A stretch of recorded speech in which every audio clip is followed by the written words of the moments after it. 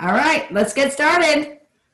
All right, good evening, everyone. Thank you for jumping on. My name is Jeff Jarjoura, and you guys know Kim. It's a pleasure to be here to talk a little bit about my experiences, and hopefully there's something that you can take away from what I've experienced over the last 23 years being in sales.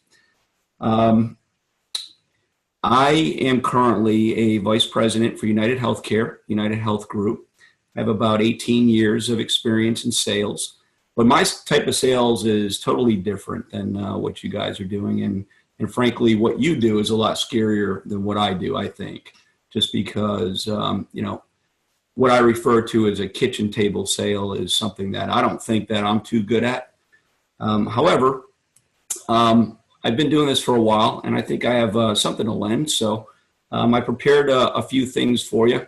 The goal is to give you a takeaway that you can apply practically and start, integrating these concepts into your conversations, because at the end of the day, that's what we do. We just have conversations, and we look to have effective conversations that persuade people to help them help themselves. Okay. So what are the rules here? We're going to have questions during the... Well, if you guys have any questions in the middle of the session of anything he's saying, then just type them in the chat and I'll look at them. Actually, maybe Christina, if you can keep up with the chat, and if there's any questions, then we'll go to you, or Stephanie or Crystal, somebody. Just y'all watch the chat, okay? All right. All right, so go ahead. You've got the floor, babe. So during the course of my career, I sell into government departments, Medicaid agencies, and I've presented to governors and legislators, and I speak to those types of folks all the time. And I can tell you, I'm more nervous now doing this than I am doing that kind of thing there, and seeing everyone. I'm looking at myself right now, and I actually don't like that. So if there's a way you can shut that off. There's no way to shut that down. So you keep going. So I asked Kim for some advice, and she said, "Don't try to be funny or smart. Just be yourself." So that's what I'm going to do. So thanks, Kim. Okay. So what I'm going to talk a little bit about are things that you probably integrate into your conversations, but haven't really put a name to it. So these are some concepts and tactics for persuasion. The first tactic is appeal to authority. Okay, so typically, what are our appeals to authority? What are our authoritative sources that we reference during the courses of our conversations? The most obvious is credentials, right? So I just explained to you I have 23 years experience and 18 years in sales. So that presumably gives me some authority to talk to you about sales tactics and so forth. But Plexus provides a lot of tools. For instance, the testimonies that are available for you to reference. They are a huge authoritative source for you to reference. Third-party validation, basically. Okay, you guys call it third-party validation. All right, so those are sources of authority.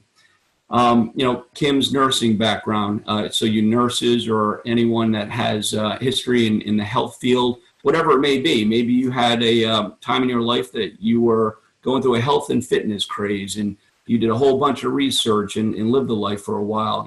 Reference whatever you can in your background that provides some authority for you to reference in your experience. Obviously, we have our own testimonies to how Plexus has helped, right? So that's an authoritative source that you can reference. There's a whole ton, and I've been doing a little research, and Plexus provides a whole bunch of these types of appeals to authority for you to reference according to the specific situation and context of the conversation. The second is, trust, credibility, and respect, right? So that's a mode of persuasion. Now, how do you gain trust and respect? Well, I'd encourage you to be upfront and sincere about your bias, right? So, we're all biased towards the products and services that we sell. Be upfront about it, acknowledge your bias, but then get back to the facts, right? Also, Acting against your self-interest is another example of how you can establish trust and credibility. So if you're making a recommendation that seems counter to the sale, then automatically, inherently people tend to trust you, because now you become an honest broker of information versus just a salesperson trying to sell and make money, right? So acknowledge your bias, and don't be afraid to make recommendations that appear to be against your self-interest and against your sale. Third is a concept called consistency, and this is consistency versus disruption, right? So I've seen a number of folks talk about how to integrate Plexus in a way that's seamless to someone's lifestyle. You'll have a customer that is more adept to integrating Plexus if it's absorbed seamless into their lifestyle. For instance, if someone's already taken a probiotic, right? Well, it's not disruptive to their life to swap their probiotic for a Plexus probiotic, Probio 5, for instance. So searching for ways to introduce Plexus into someone's life and lifestyle seamlessly will help garner a long-term commitment to Plexus. It's a lot easier for them to adopt using Plexus products into their lifestyle long-term. Fourth is objections and know your competition, right? So being able to discuss offhand and authoritatively about your competition and what makes Plexus different, and not necessarily slam your competition, but what we call ghost against the competition, right? So you want to study your competition. You want to make sure that you understand what they do compared to what Plexus does and how Plexus is different. Get out in front of your objections, right? So you ghost your objections, get them out in front, whatever they may be, whether it's money, whether it's time, and so forth. And I'm going to bring this all together here in a second and kind of show you guys what this looks like. Fifth, and what I consider most important, is to talk as little as possible and ask qualifying questions, right? So we want to know what to ask, when to ask, and then when to hush. And I think probably knowing when to hush up is most important to sales success in my experience. Knowing when to shut up and write the contract, or in this case, put in the order, is very important. So make sure you're asking the right questions and know when to hush up. All right. Number 6 is we want to associate the status quo with their pain. They came to you for a reason, right? They're having some sort of ailment, some health issue, and they've expressed some sort of pain. That represents the status quo. So when discussing Plexus, you outline the vision. What's the vision look like? And how will their pain dissipate if they're able to integrate Plexus into their lives, right? And then 7, keep an eye on what their drivers are, right? So what's motivating them to action? Is it money? Is it health? Is it a relative? Is it their husband? Is it their children? By asking qualifying questions and having conversations, diagnostic conversations, you're going to be able to kind of identify what these drivers are, and then be able to kind of integrate the context of your conversation to guide them to where they want to go. So what does this all look like put together? We use something in my business we call talk tracks. And I don't know if you guys are aware of what a talk track is, but basically it's a tool that kind of packages messaging nice and neat and provides a great reference for you moving forward. So when I talk about a talk track, in my mind, and this is just something that I would recommend, but you can go ahead and take what you like here and run with it yourself.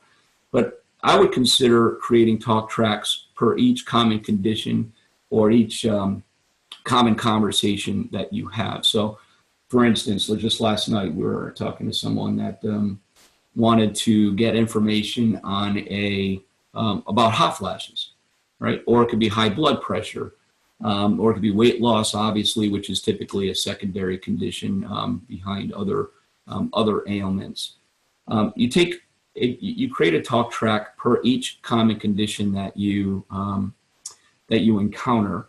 And for each talk track, maybe it's an index card or a piece of paper. You write down the typical qualifying or diagnostic questions that are going to be able to ferret those issues out. All right, and then you jot down the Plexus facts. So, what ingredients impact the condition that you're talking about? What ingredients in Plexus helps with hot flashes? How does Plexus specifically address whatever condition that that person is looking for relief from? Right, and then you kind of collect the authoritative sources, the appeals to authority that I was talking about, consolidate and collect them per each condition. So, there are a number of testimonies, for instance, out there about hot flashes, right? Collect them, categorize them, put them in your talk track, and then they become an easy reference for you. So, for instance, Kim Jarjoura suffered from, high cholesterol, for instance. And these were the results that she experienced, using ProBio and whatever other sort of array of products that she integrated into her Plexus routine. By kind of categorizing and consolidating and organizing the information in these types of talk tracks gives you an easy reference and provides you a narrative for having these conversations, no matter what condition that you're advising someone on. So you want to have a diagnostic conversation. You want to know what questions to ask, and then you want to know the Plexus facts and ingredients and so forth. What are the active ingredients that impact that condition, and then be able to cite the authoritative sources. So whether that's testimonies, whether it's clinical trials, whether it's your own personal experience and testimony, whether it's I was looking on the Plexus website. There's even some white papers and other things that you can cite that Plexus provides for you. So there's a lot of tools out there for you to categorize all this information, collect it, and put it in one place that's going to be relevant to the condition at hand. And then you want to be prepared with any sort of objections. And as you're asking qualifying questions, one of the questions you might ask is, well, have you tried something else to relieve this condition? Have you taken other sorts of supplements? And have the person talk a little bit about their experiences in trying other remedies. And what you might find is, maybe they have tried supplements before and they're cynical on just supplements in general. Well, now there's an objection that you can handle, right? Because you've prepared yourself to handle different objections, and you put that front and center, and you do the old feel, felt, found is one tactic, for instance, to overcome that objection. If they bring up a competitor, we tried Advocare for that, it didn't work. Well, knowing your competitors is key, because then you can talk authoritatively about why that didn't work, what ingredients active in your competitor product might have been detrimental to alleviating their symptoms. And then you bring it back to how Plexus can help. So having all of that stuff in one place and having it as an easy reference. In creating these yourself, I'd encourage you to create these talk tracks yourself, because it'll absorb better when you do it yourself. So when you're typing your own explanation of how and why Plexus does what it does, why your competition, why Plexus is better than the competition, the questions you want to ask and integrate into the conversation, all of that stuff, when you do it yourself, you're able to absorb it and apply it a lot more effectively. Okay. So we were talking about what? the H&P of nursing. Yeah. Yeah. So I was going to go into a little bit about qualifying questions, because I think that's important when we talk about kind of guiding the conversation and using concepts and tactics like consistency, for instance. You want to know about the person's lifestyle. You want to know, hey, how many Diet Cokes are you drinking a day? And how much is that costing you? Well, Plexus has a tendency to reduce cravings, for instance, right? And I know Kim, she was doing about, 6 Diet Cokes a day. Well, now she's down to 1 or 2. right? Well, 6 Diet Cokes a day is about $6 a day. Right? No, actually more. No, About, it's more. It's probably about, let's say $10 a day. yeah. Right? We'll cut that in half. That's $5 a day over a month, over 30 months. That's over 30 days. That's $150. So when someone tells you that, no, we can't afford Plexus, well, you cut your Diet Coke intake in half. Well, there's the money, right? So that's an example of consistency, but you would only find that out if you're asking qualifying questions that reveal those types of lifestyle changes that they could make to incorporate Plexus in their life seamlessly. When you ask these questions, you want to be diagnostic. This is kind of a pseudo doctor-patient relationship, whereas doctors have the entire ecosystem of pharmaceuticals available to them to prescribe for different ailments. You have a pretty significant breadth of products with Plexus to ease all sorts of ailments, from high blood pressure and cholesterol to heart disease. There's all, hot flashes. There's really testimonies across the board. Well, that's your tool set. And you guys are experts at that tool set and have confidence in diagnosing the condition and then making, recommendations and confident recommendations on what would ease the pain. So, and you're only going to get to that point by asking these types of diagnostic qualifying questions. So do you want to explain a little bit about what you guys used to do as a nurse? Yeah. So as a nurse, so the first thing, I worked in a doctor's office, as well as working in labor and delivery. But anytime we have a patient come in, then we do something called an H&P, which is a history and physical. So it's kind of the same thing. And that's how I manage my customers and my potentials. I let them talk is the main thing, is letting them talk, but also asking them, what do you need help with? What medications are you currently on? You're actually going to get a history on them, because when you know more about them, instead of when they say, hey, well, would Plexus help with this? Then you need to come back to them with questions. Don't automatically just puke Plexus and say, well, it does this, it does this, it does this, it does this. You want to know what's relevant to them. And so therefore, you're going to get a little bit of their history. You're going to ask them what medications they're on. Like he said, what have you used in the past to try to treat this? If you have migraines, have you been on prescription medications for migraines? How many are you having a day? How often are you having them? You're going to ask them a lot of questions, because the more you know about them, first of all, they are going to feel very good that you care enough about them to know their history. And so therefore, they're going to come to trust you a little bit more and they will start opening up to you. So in my opinion and in my experience, that the more I let them talk, the more apt that I am going to make the sale, or I'm going to, get them as a customer or as a team member. That needs to be the last thing you talk to them about, is how they're going to purchase, and that's something that, for another Zoom that we'll talk about. Actually, Stephanie has a couple things she wants to talk about with that. But ask questions before you start giving them all sorts of information. Always ask them questions so that they come back to you and there's a conversation, because they're going to feel really good and they're going to build trust that way, and it's going to build relationships. Yeah, so I'd encourage you to write these questions down, all right, and just have a series of questions ready, and also be prepared for follow-ups. Now, they're going to be explaining their own ailments, but don't be afraid to ask questions about their family members too, because the more you learn about their family, obviously you expand your. Even that word, yeah. I don't know why that's going on right now.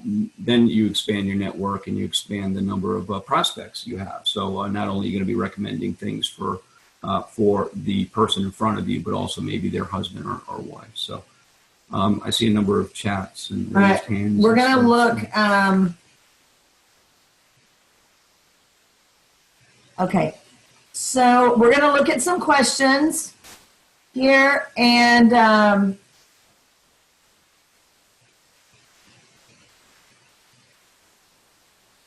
Yeah, it's being recorded. Yes, it is being recorded. When, if nurse friends. Okay. What is the biggest mistake you see as ambassadors post on social media? In other words, what does bad sales look like? That's a great question, Tanya. That is such a great question.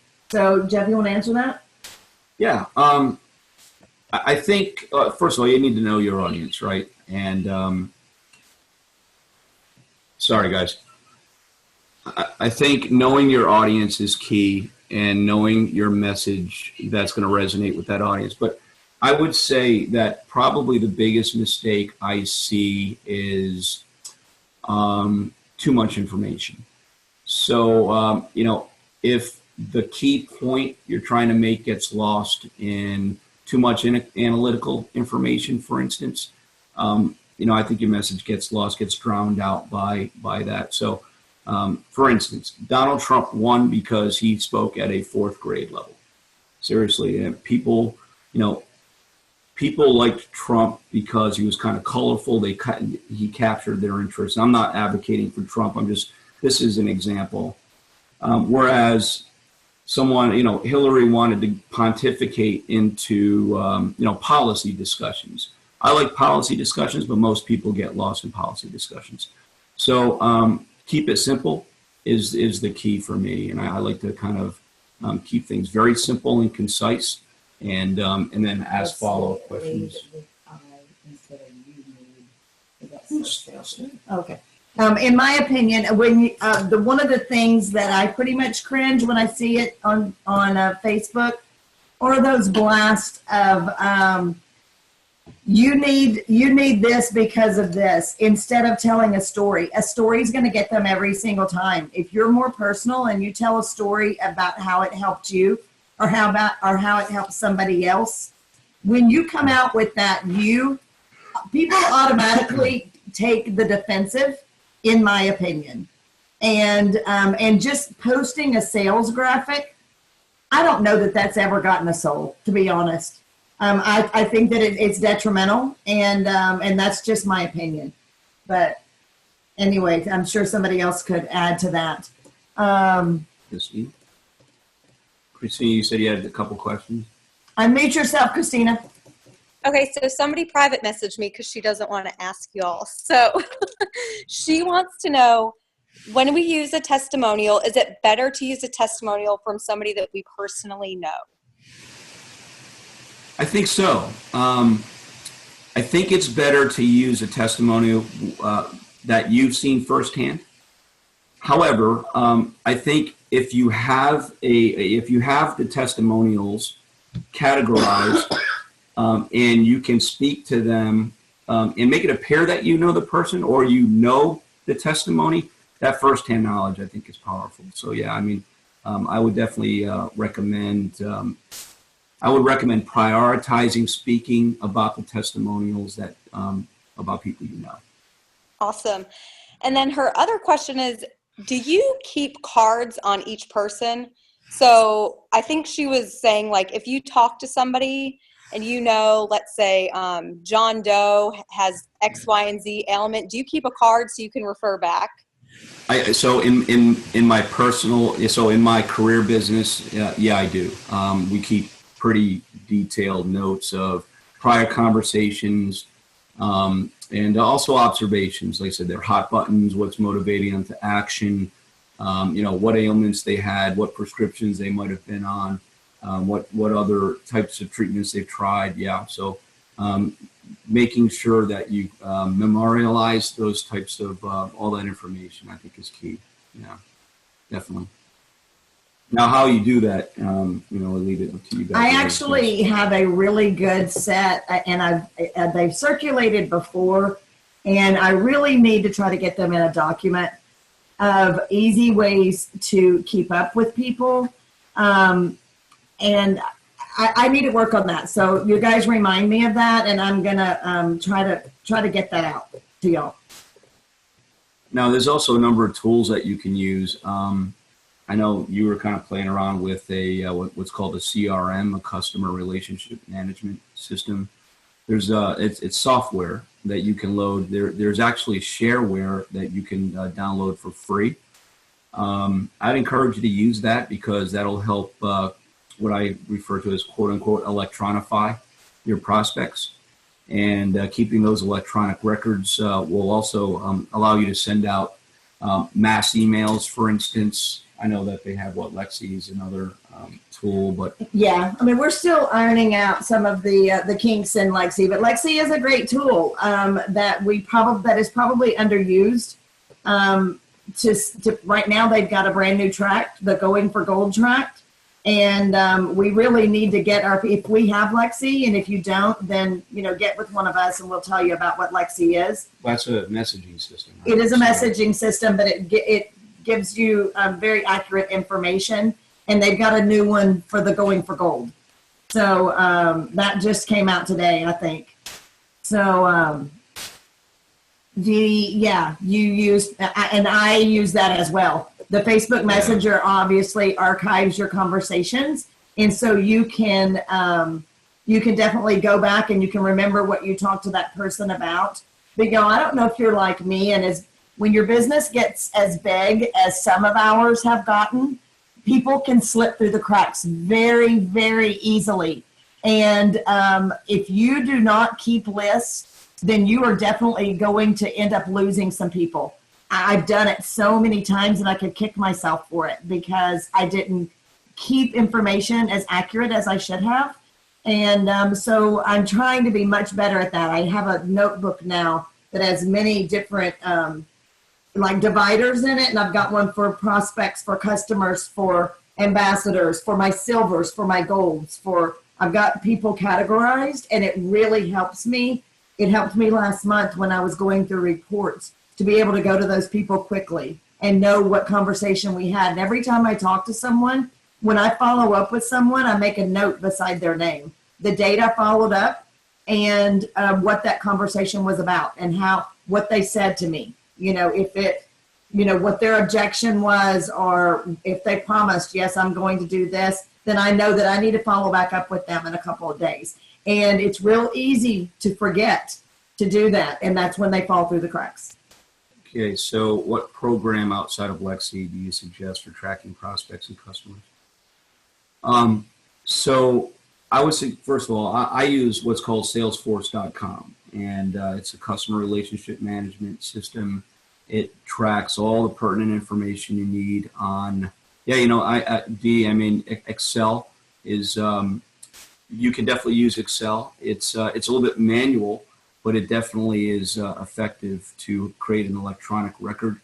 There is also, like I said, there's free CRMs out there that I encourage you to take a look at that also provide, functionality around mailing lists, and gives you a lot of fields to customize. So, you can go ahead and standardize the type of information that you collect, and maybe even interviewing someone over the phone, you would have an opportunity to have those qualifying questions built into your CRM system and kind of go down that list and then fill out the information as you're having the conversation, if you're at a computer or your phone. There are also CRMs for your mobile phone. I would suggest you do a search for free app CRM apps. But Excel's a good one if you want to just keep it on the spreadsheet. All right. So does anybody else have any questions? We can we can get a thread started on Passionately Pink, or you can private message me and I can get the question to him, and we can. I don't know if you accept friend requests or not, but yeah, sure, definitely. Let's just throw him under the bus here. So I guess what I'll leave you guys with, I know we said a half hour for this. If you guys have any questions about overcoming fear, that was something I struggled with at the beginning of my sales career. Embarrassment, reading your audience and reading verbal, nonverbal cues, how to stop caring what other people think, things of that nature there, hit me up. And, I can definitely give you some advice around those lines. But remember, I think the takeaway here is don't be shy about creating a talk track, having those talk tracks ready for yourself as well as your your team, and sharing those with your team. I think they're good training tools. So hopefully you guys get a little bit out of this talk, and appreciate your time. Thank you. All right. Thank you. Okay, so those of you that are, you want to switch places with me? Yeah. All right. Thank y'all so much. Okay, so those of you that are silver or an ambassador that want to attend the other one, I would just hop off now and go ahead and go to that. But I think Stephanie had a couple things she wanted to add to this Zoom for those of you that want to stick around. Unmute yourself, Steph. Okay, I'll make this short. I've had a few conversations recently about, or we have discussed customer versus ambassador. All the information Jeff just gave us was fantastic. And what he's saying here about these qualifying questions, those are big words to use, these qualifying questions. He's exactly right. And those questions are going to help us determine if it's best to make somebody a customer or an ambassador. I will tell you what, this last month, we worked so hard going through our reports and reaching out to people. We've spent hours and hours and hours doing this. And I'll tell you, it is so frustrating to reach out to people and get no's or ignored or whatever. And what we're finding is that most often these people that were made ambassadors should have never been ambassadors in the first place. They probably should have just been kept a customer. So when you're asking these questions about what somebody's looking for when it comes to Plexus, if you have somebody when you're, I only want to try it for a month, or I'll try it for a month or two, and we'll see what happens. That is a person that you want to keep as a customer. Honestly, the price difference isn't that much, and you can't make an ambassador a customer, but you can always take a customer and upgrade them to an ambassador. So as you guys build your teams and as you're growing, you guys are going to see people fall off, and it's very disheartening. And there's so many people in our back office and in our reports that we wouldn't have to see. We call them white lines. We wouldn't have to see that on our reports had they have been kept a customer in the first place. And so that's Steph is spot on when he's talking about these qualifying questions. What is it they're looking for? How long are they going to be committed to trying these products out? You know, I tell you, there were several messages that we got that's like, take me off your list. You know, don't contact me again. I don't ever want to hear about Plexus again. Well, and that was a person who might have just, bought a welcome pack and that was all they ever did. Well, had they have been kept a customer, they wouldn't be on my list and I wouldn't be reaching out to them. And so kind of going forward, you guys might want to think about that, because after 4 months, they get an additional 10% off on their products, and it's almost wholesale pricing. It's close. It's not quite wholesale pricing. And so, and typically I would say if they're about 4 months into it, if you want to upgrade them, then great, but they're not getting the full benefits of being an ambassador if, and they're wasting that $34.95. And, it's not a lot of money, but it must be to some people because they want us to pay for it for them. So, they could totally save that $35. And honestly, you as the ambassador, you will end up making more off of them in the long run if they stay a customer versus just signing somebody as an ambassador. I mean, of course, it's up to you what to do, but seriously, you guys, as you continue to build your teams and as you continue to grow, you're going to see it firsthand that you're like, man, that one I should have just kept a customer. I should have never signed her or him or whatever. It's frustrating, but these are just things that we've learned over time because we've been doing this for so long. So that's pretty much, I mean, real quick example, I have a gentleman that he's seen me this entire time, and he He's finally ready to purchase. And as I'm talking to him about what his goals are, you know, why he's wanting to use the products and things like that, he let me know straight up that he wants to do it for 2 months. And then he started, well, what if I can only do the pink drink every other day? And do I have to take it every day? And blah, blah, blah. Well, that already tells me right then and there, he's already thinking about how to get off of it, or how to get out of, you know, taking it every day. That is not an ambassador. Also, he's letting me know straight up that he just wants a Slim and Accelerator. That's not $100 PV. If these people are not going to commit to it, which is about $110, $115 cash, if they are not committed to that every month, you don't want them as an ambassador, because you, as you get ready to rank up, you need points. And in order to get those points, you have to have $100 PV. And when you have somebody sitting at $85, $98, whatever, that is going to just frustrate you to no end. And they've already purchased what they're going to purchase for the month. Some people, you can offer them an incentive to try to get them to order over. Others, they're not going to take it. They have what they want, and it is going to be under $100, and there is nothing we can do about it. So that person, that type of person, you don't want to sign them as an ambassador. And when I'm talking to people, I tell them that. I mean, I'm straight up like, I usually give people, you know, the whole spiel about all three ways of purchasing. But I tell them, you are not going to get the full benefits of being an ambassador. You might as well save that $34.95, pay a little bit more, and, you know, because then I'm going to be contacting you. I will. If you're not purchasing $100 a month, I'm going to be contacting you to talk to you about that. So that might be just something you guys want to think about as we move forward, so that, you know, maybe then you won't go through some of the frustrations that we get through. That's all I wanted to say. All right. If anybody else has any questions, unmute yourself and go ahead and ask it. Let's get it out there. Oh, somebody did ask a question about if Jeff can give us an example talk track. If he can, like, you know, put one up, maybe you can post it or something like that. Yeah, I'll go ahead and do that. I started working on a little one. I'll put a sample one out there and email you guys. Awesome. Thank you. All right. So, yeah, Tanya, you said you had one. Tanya, you said you have one right now. I had 24 last month. Oh my gosh. I ended last month with someone $4 PVs away. Yeah. And they did not order it.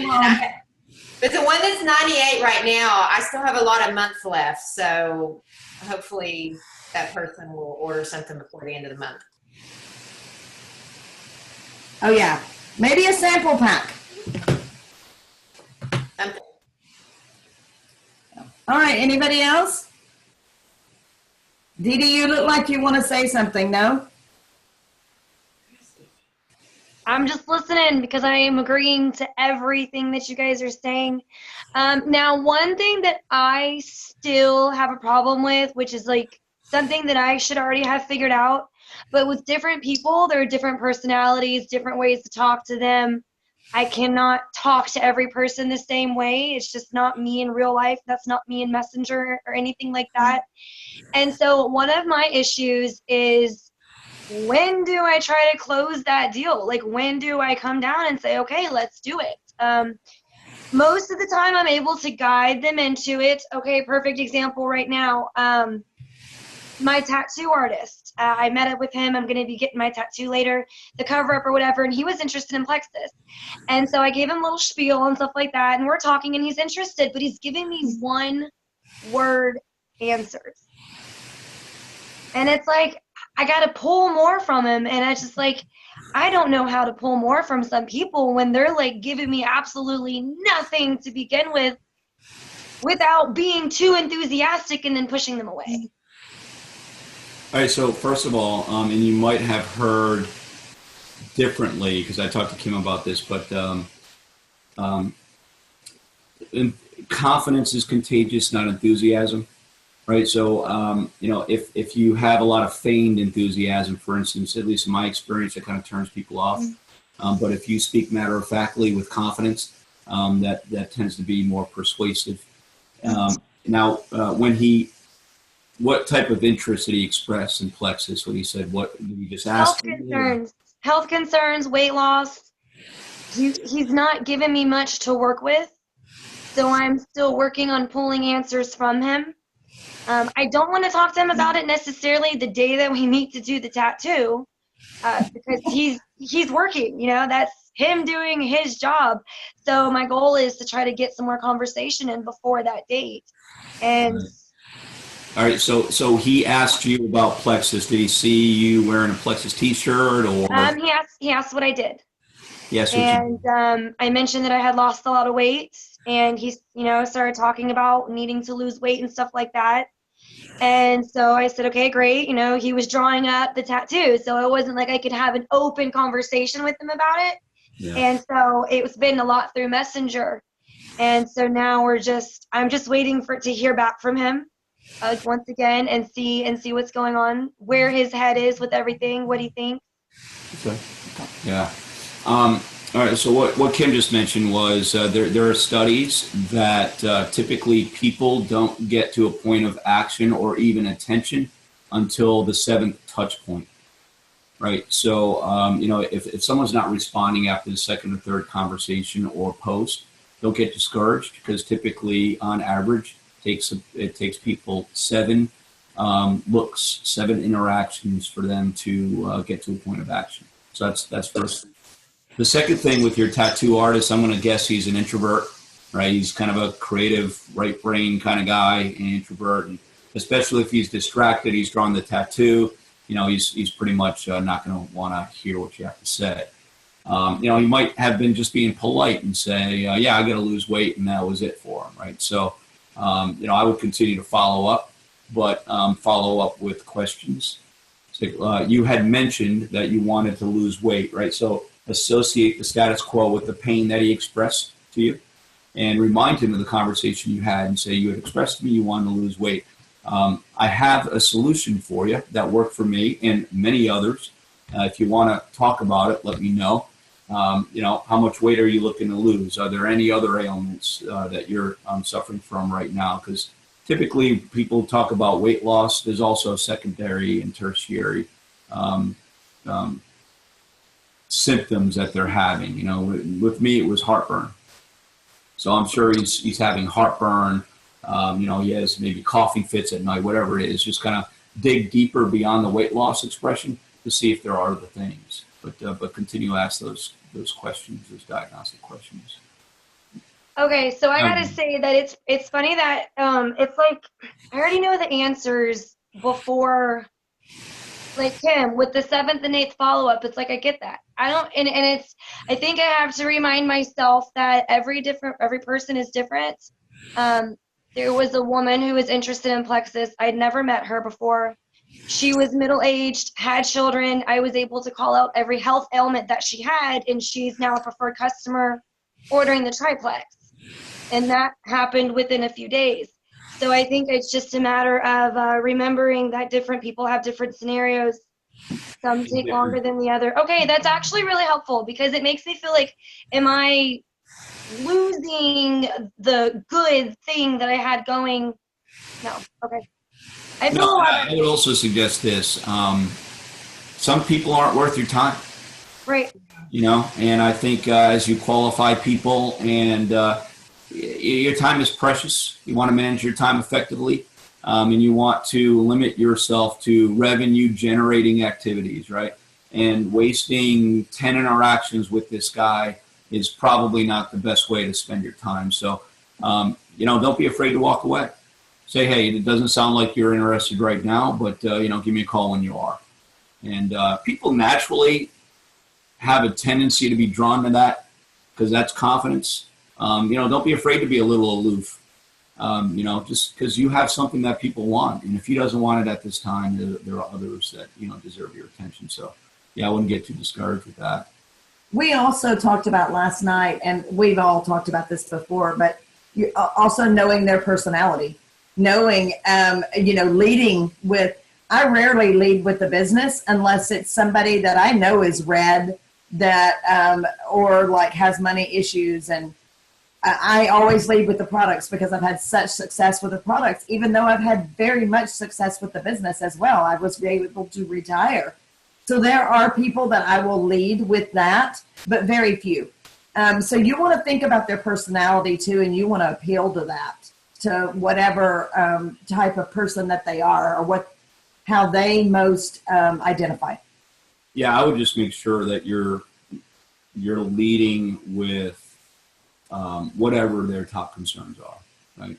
So as you go through, your question and answer period, and you're digging deep, you're going to learn a lot about what motivates them to action. And based on that, it's kind of like a keto. A keto is you go with the flow.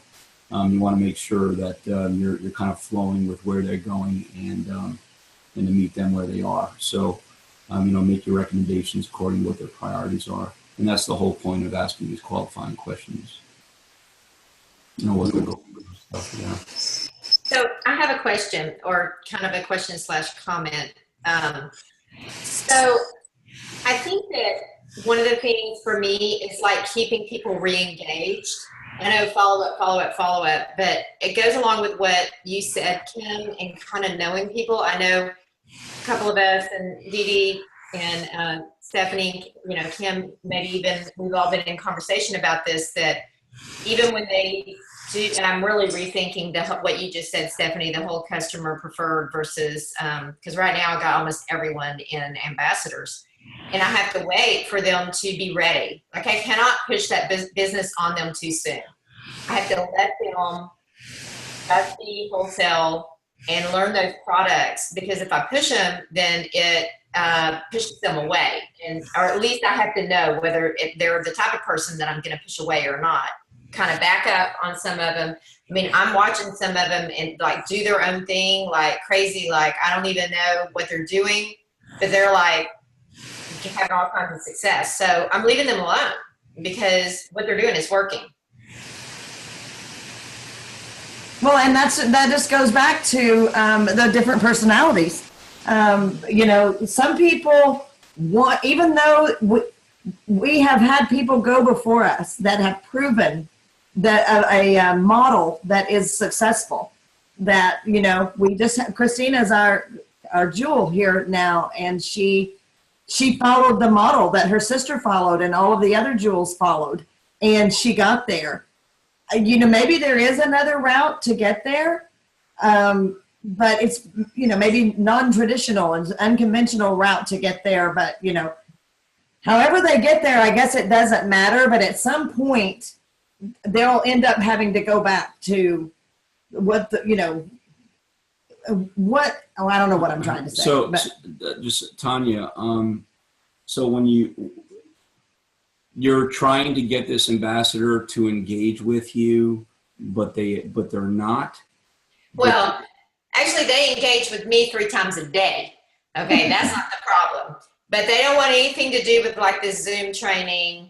They don't really want to, like do all of that stuff. They just want to kind of do their thing. They've got they're very, this particular person that I'm thinking of has an incredible amount of influence. And she's telling a good story. She's already used the product for several months, and today she put out there, hey, I don't think I'm going to have to take my thyroid medicine anymore. Kind of just like what you said earlier. It's plain and simple. Great news, guys. I think Plexus has fixed my thyroid, period. Likes, comments, all over the place. But she doesn't want to do, like what we're sitting here doing right now, she doesn't want to do that yet. And so I invite her, but I'm not going to get real pushy with her, because I've told Dee Dee that she kind of sort of reminds me of somebody else that I know, maybe me, in the beginning. So everybody has to kind of get to that place. We just have to kind of. So we all enter for a different reason. I feel like I describe myself as kind of like an organic, almost accidental.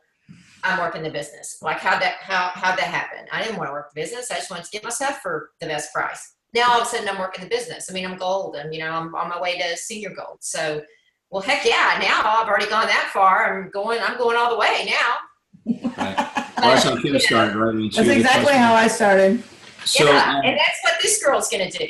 she's going to go, wow, I just, okay, I've done silver. And then she's going to go, then it's like going to click and she's going to go, okay, let me back up and let me learn now. Have you invited her to share her testimony on a Zoom? So what I told her today was that I was going to drive to her house, which is 55 miles from here, and that we were going to, at a minimum, do a live video when she gets her lab results and confirms, because that's something that her and I have in common. And so she doesn't want it. She's like, oh, hell no, I'm not going live. And I said, all right, I'm going to drive out there. You and I are going to go live together, and we're going to tell this story. So, and that's the thing, like live videos, we all know, even right now I'm like going, I want to turn all y'all off because you're looking at me. And that's. Well, I'm looking at myself right now, and I just, I'm not used to doing that. Most of my conference calls are blind. Yeah. But, I would say, how many people have you failed to help because of your fear?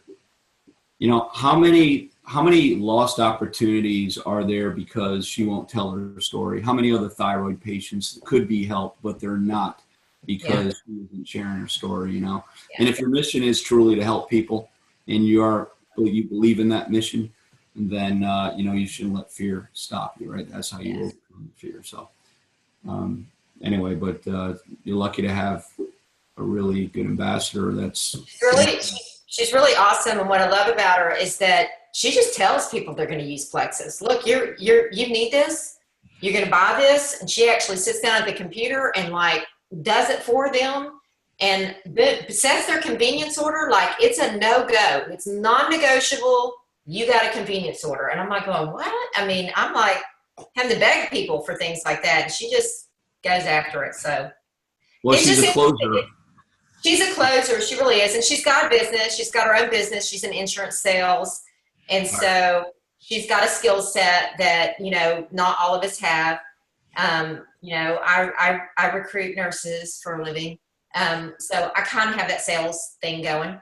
But everybody's so different. I think that's what I'm learning as people join, under me, is just having to learn all their different styles. Because, just managing them through this process is difficult sometimes.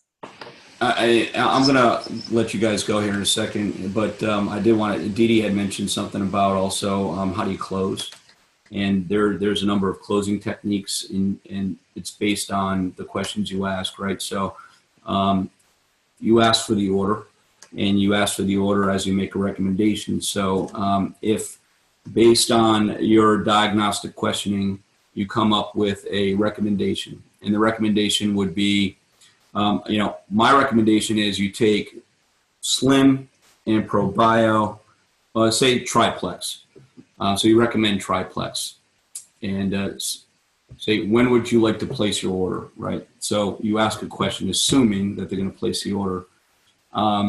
If they object, then you say, okay, but you could probably get away with Slim and ProBio, and see how that works, and then maybe add the BioCleanse later or something like that. So you start high and then you pare it down, but the end result is they're placing the order, whether it's the maximum amount you recommend or some scaled down version of that.